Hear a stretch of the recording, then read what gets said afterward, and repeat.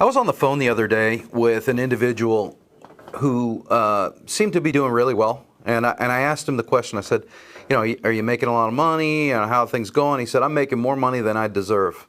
And I thought, oh, that's really great. We had a nice conversation. After the call, though, I started thinking to myself, that reminds me of a time that when I started out in the business, a mentor of mine, his name is Bruce Kuiper. Anytime I was struggling with anything, he was always so helpful to me. And I remember at the time I had a client and they had a need for a specific individual.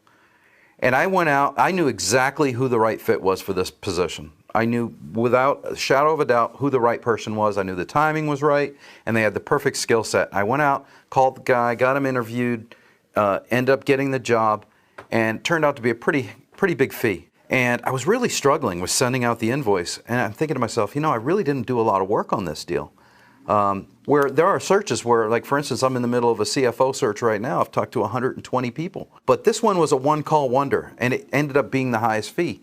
So I called him. I said, you know, I'm really struggling sending out this invoice. I don't understand. How, you know, I don't feel good about it. I didn't do a lot of the work. He said, Jim, let me ask you a question. How many searches have you worked on where you've put in an inordinate amount of work and come up empty and didn't make a placement, or maybe you did, but it took several months and several hours of your time? I said, well, that's definitely happened. And he said, listen, if they could have filled this position on their own, they wouldn't have come to you. You need to understand that what comes easy to you comes hard to other people. So don't ever feel guilty about what comes easy to you.